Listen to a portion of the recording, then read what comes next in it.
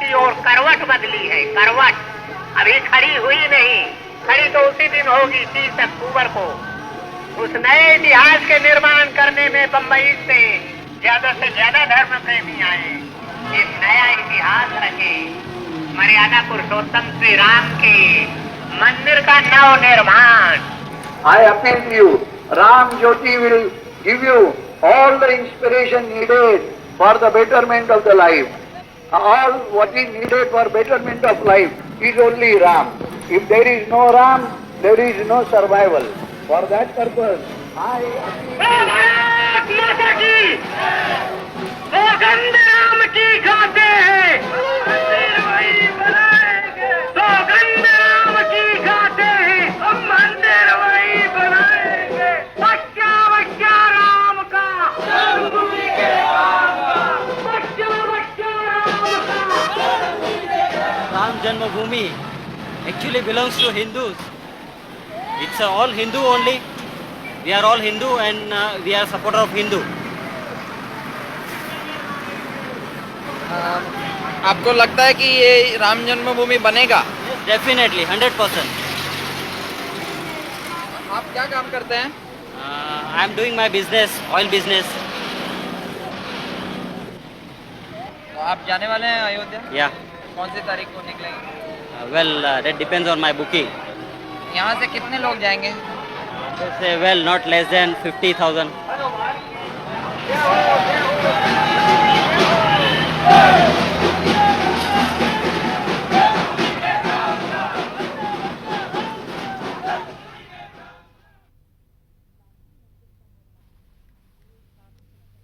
बाबरी मस्जिद का निर्माण अयोध्या में सन 1528 में हुआ। उसके तकरीबन 50 साल बाद तुलसीदास ने रामचरितमानस लिखकर राम कथा को आम लोगों तक पहुंचाया। 19वीं सदी तक अयोध्या नगरी राम मंदिरों से भर गई। इनमें से कई मंदिरों का ये दावा रहा कि राम यहीं जन्मे हैं। इस समय तक अंग्रेजों के पैर भारत में जम चुके थे, पर वे हिंदू मुस्लिम भाईचारे से अपना तख्ता पलट जाने का खतरा महसूस करते थे। शायद इसीलिए अंग्रेज इस अफवाह को हवा देने लगे कि मुगल शहंशाह बाबर ने बाबरी मस्जिद का निर्माण राम जन्मभूमि मंदिर को तोड़कर किया था। आपसी तनाव के बावजूद हिंदू मस्जिद के प्रांगण में राम चबूतरे पर पूजा करते रहे, जबकि मुसलमान मस्जिद के अंदर नमाज पढ़ते रहे। इस समझौते का अंत 1949 में हुआ, जब कुछ हिंदुओं ने मस्जिद के अंदर घुस बैठकर राम मूर्तियां रख दीं। डिस्ट्रिक्ट मजिस्ट्रेट के नैयर ने दंगा फसाद की आशंका जाहिर करते हुए मूर्तियों को वहां से हटाने से इनकार कर दिया।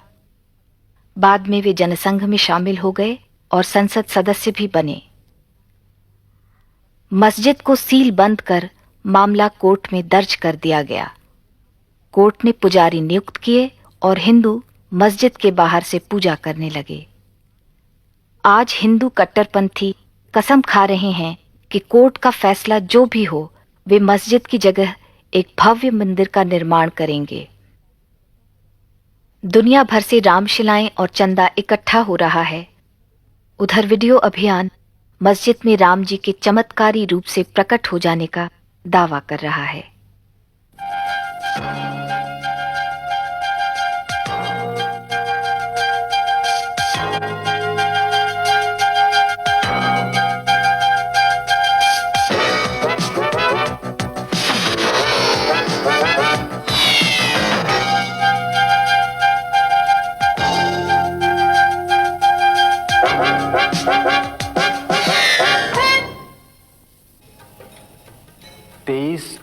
दिसंबर की रात मैंने देखा कि बाबरी मस्जिद में यकायक चांदनी सी फूटी और उस तेज रोशनी में मैंने देखा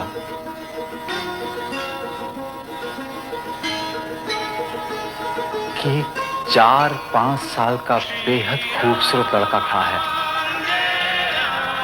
जब बेहोशी टूटी तो मैंने देखा कि सदर दरवाजे का ताला टूटकर जमीन पर पड़ा था। सिंहासन पर बुत रखा हुआ था और लोग आरती उतार रहे थे। 22 दिसंबर 1949 की रात्रि में भगवान श्री राम लला अयोध्या में अपनी जन्मभूमि पर प्रकट हुए। भय प्रकट कृपाला दीन दयाला कौशल्या हितकारी। मगर मस्जिद में हुए करिश्मे की वास्तविकता कुछ और ही है। अयोध्या में अब भी वे महंत जिंदा हैं जिन्होंने राम मूर्तियों को मस्जिद के अंदर रखा था। महंत राम सुभग दास जी महाराज शास्त्री अखिल भारतीय रामानंद संप्रदाय के प्रधानमंत्री, ये प्राइवेट महंत भी हैं और उस ट्रस्ट के सर्वाधिकारी हैं। आपने श्री राम जन्मभूमि के अंदर श्री राम लला जी का प्राकट्य उत्सव किया था। वह कौन सा डेट है, कौन सा तारीख है, कौन सा सन है, आप बताने का कष्ट करें। 23 दिसंबर 1949 ईस्वी।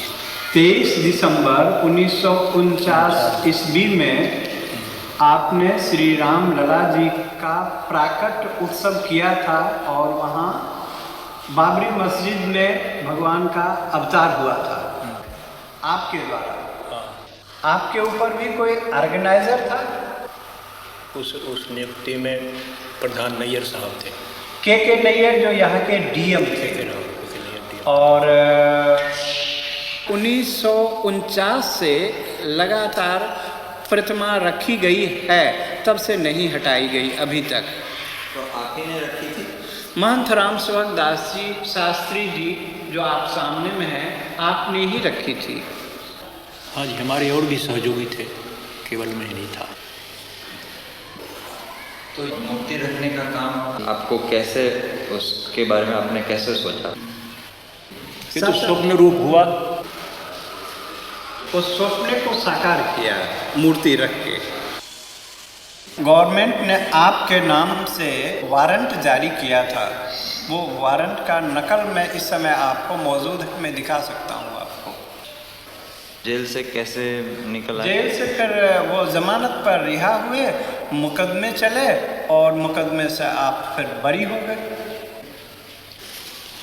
नैयर साहब ने निर्णय दिया कि जब तक इस केस का फैसला न हो तब तक इसे बरी कर दिए जाए।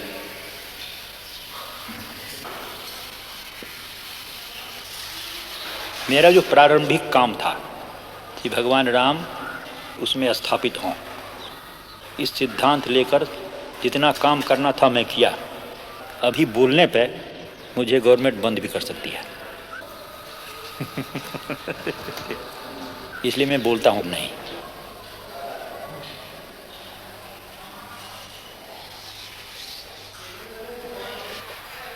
बाबरी मस्जिद के बुजुर्ग इमाम और उनके बेटे वही दिन याद करते हैं। सन 49 की रात में जब मेरे फादर हाजी अब्दुल गफ्फार साहब ईशा की नमाज़ पढ़ने के लिए गए थे, तो उस वक्त नमाज़ पढ़ा के घर जब वापस आए तो सुबह फजर के दूसरे दिन सुबह जुमे के दिन फजर की नमाज़ पढ़ाने इनको जाना था। फिर तो उतनी में मौज़न रात में आया, जो वहाँ मस्जिद में रहता था, सफाई करने वाला, झाड़ू देने वाला। उसने बतलाया कि हमारे यहाँ मस्जिद के अंदर तो मूर्ति रख दिया है बैरागियों ने। तो इन्होंने कहा कि अच्छा ठीक है, हम चल रहे हैं वहाँ, ऐसा कैसे हो सकता है। जब वहाँ आए तो डीएम ने वादा किया कि आप इस जुमे की नमाज़ कहीं अलग पढ़ लीजिए और उसके बाद में हम 2-4 जुमे में इसका फ़ैसला करके आपके हवाले कर देंगे, फिर आप इसमें नमाज़ पढ़िएगा।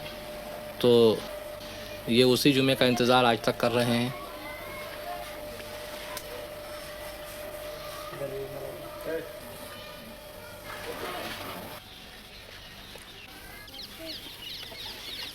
हमारे यहाँ के डिप्टी कमिश्नर साहब, जिनका नाम है नैयर, इन्होंने उसमें बुत रखा दिया।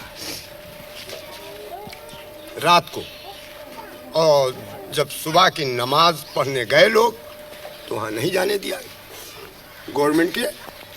ऑर्डर हो गया आप जानते थे किसी को जो वहाँ सुबह नमाज पढ़ने? अरे वो उसमें तैनात हैं, मुकर्रर थे।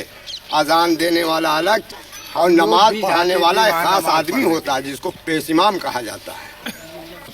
आप कभी गए नमाज पढ़ने? हाँ गए हैं, जी हाँ गए हैं। और आज तक आप लोग अभी यही नहीं समझ सके, अब क्या समझने आए हैं? अब तो ये मामला बहुत दूर पकड़ गया ना अब तो साहब।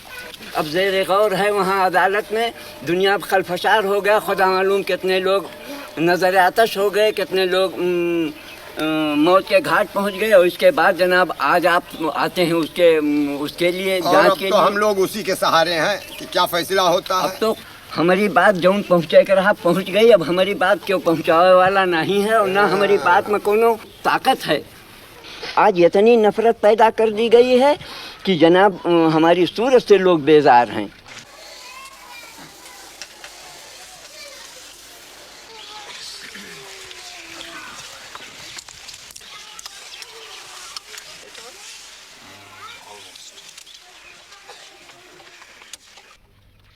उन्नीस 1986 में दोनों संप्रदायों के कट्टरपंथियों को खुश रखने के लिए सरकार ने एक ओर तलाकशुदा मुसलमान औरत से रख रखाव का हक छीन लिया तो दूसरी ओर बाबरी मस्जिद के दरवाजे हिंदुओं के लिए खोल दिए।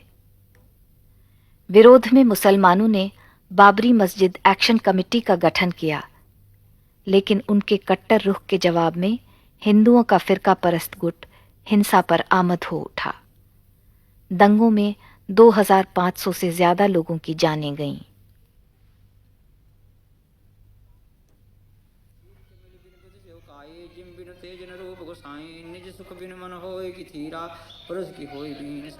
लालदास जी विवादास्पद राम जन्मभूमि के कोर्ट नियुक्त पुजारी हैं।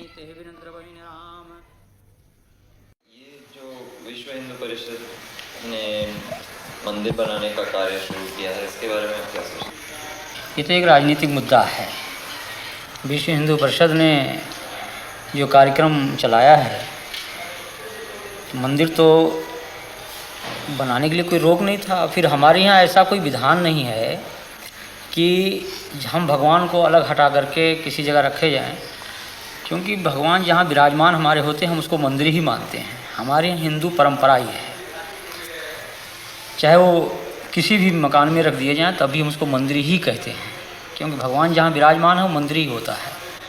फिर अलग से मंदिर बनाने का कोई औचित्य नहीं है। अगर अलग से भी बनाया जाता तो उस इमारत में जिसमें भगवान विराजमान हैं हम उसको तोड़ना भी नहीं चाहते हैं। और जो लोग तोड़ना चाहते हैं वो इस मुद्दे को लेकर तोड़ना चाहते हैं कि पूरे हिंदुस्तान में एक तनाव की स्थिति पैदा हो और हिंदू मत जो है हमारे पक्ष में हो। उनको ये चिंता नहीं है कि कितना बड़ा जनसंहार होगा, कितने लोग मारे जाएंगे, कितने कटेंगे, कितनी बर्बादियां होंगी, या जो मुस्लिम बाहुल क्षेत्र में हिंदू रहते हैं उनकी क्या परिस्थिति होगी। हमारे देश के सामने तमाम ऐसी समस्याएं हैं कि 1949 से आज तक किसी मुसलमान ने वहाँ कोई अवरोध नहीं पैदा किया। लेकिन जब इन्होंने यह नारा दिया कि बाबर के संतानों से खून का बदला लेना है, तब पूरा देश जो है वो दंगाग्रस्त हो गया और कम से कम हजारों लोग इसमें मारे गए, मौत के घाट उतार दिए गए। लेकिन तब भी इन लोगों ने जरा सा यह महसूस नहीं किया कि यह तनाव जो देश में फैल रहा है, हिंदू मुस्लिम की जो एकता आज हमारे देश में बनी हुई थी, तमाम मुस्लिम शासकों ने मंदिरों को जो जागीरें दी, आज जानकी घाट में माफीनामा मिला, हनुमानगढ़ी के बहुत से भाग मुसलमानों के बनाए हुए हैं, फकीर राम जी का मंदिर मुसलमानों का माफीनामा है। ये तमाम जो जागीरें मुसलमानी शासकों द्वारा मंदिरों में दी गई और अमीर अली और बाबा रामचरण दास के जो समझौते थे कि हम हिंदू और मुसलमान दोनों एक मिल करके रहेंगे, उसी जन्मभूमि के पाठ में दो भाग किया गया कि एक तरफ मुसलमान नमाज पढ़ेंगे, एक तरफ हिंदू पूजा करेंगे। ये सारी बातें जो थी उस पर इन लोगों ने पानी फेर दिया।